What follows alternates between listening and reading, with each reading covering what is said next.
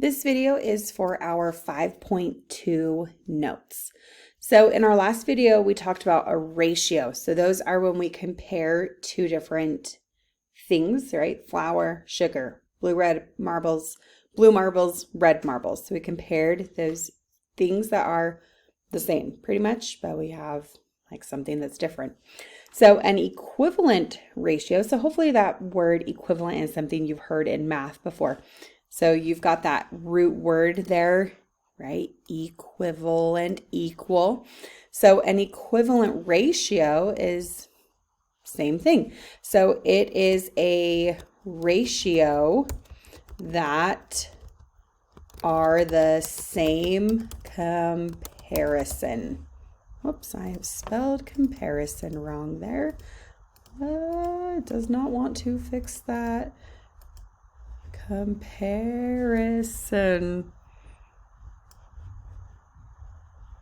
Oh, I'm not sure. There's no I there. There we go. Wow. That made that very hard. Okay, so, oh man, and I spelled ratio wrong. That was a really hard sentence for me to write. Okay, so a ratio that is the same comparison. So, right, if I had 1 cup of flour to 2 cups of sugar, if I double that recipe, so 1 cup of flour to 2 cups of sugar. So here's my flour, here's my sugar. And so if you remember, I said I love the fractions the best. This is why I love writing them as a fraction the best. 1 cup of flour to 2 cups of sugar. So it's kind of like an equivalent fraction. If I need to double the recipe, so if I, instead of 1 cup of flour doubled, that's now 2 cups of flour. Doubled now means I need 4 cups of sugar. This is an equivalent ratio. It was 1 to 2. Now its equivalent is 2 to 4. 1 to 2 is 2 to 4. 1 to 2 is the same as 2 to 4. So this is an equivalent ratio. They just equal the same thing. So one thing we need to remember is that what we do to the numerator, we have to do the same to the denominator. So we have to do the exact same thing to the denominator to keep it balanced.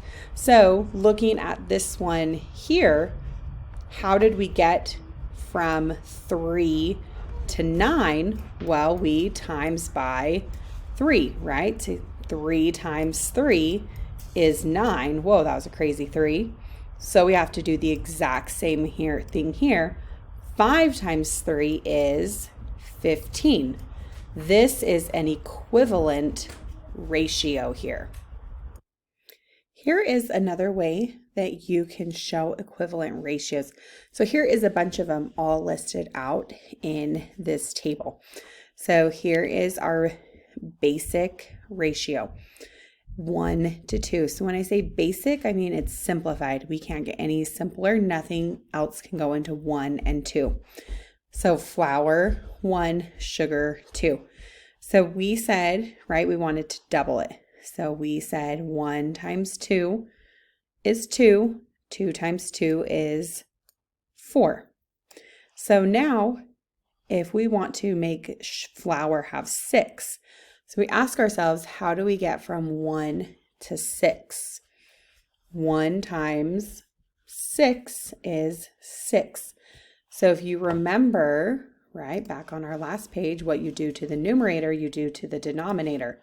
So if we times this by 6, we have to times this by 6. So 2 times 6 is 12. Now, if we wanted 8 cups of flour, if we wanted to times our recipe 8 times, 1 times 8 is, so how do we get from 1 to 8? We times it by 8. So what we do to the top, we have to do to the bottom. So 2 times 8 is 16. So all of these are equivalent ratios. They all have the same proportions all the way across. We can also show it going vertically as well. So, right, 1 to 2, here's our basic, our simplest ratio. Here's kind of that basic 1 to 2. Doubled, 2 to 4. If I wanted 5 cups of flour, how do I get from 1 to 5? So see if you can fill this one in. And then if I wanted to go from 1 to 7, see if you can fill that one in. So go ahead and see if you can fill those two in on your own. So a rate is very similar to a ratio. It is a ratio that compares two quantities. So it starts off very similar quantities that have different units. So a ratio might compare, right, marbles and marbles, different colors of marbles, flour and sugar, cups and cups of flour and sugar. A rate is going to compare two different things. So an example here is 2 boxes of cereal cost $4. So the box to the money. Box and money, different things. Cereal cost $4. So what is the ratio of boxes to cereal? The ratio of boxes, how many boxes did we buy? We bought 2 boxes. To how much did it cost?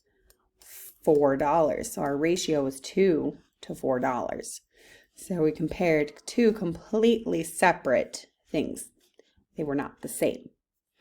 So that is what a rate is. So now a unit rate, again, is very similar to that. So a unit rate is a,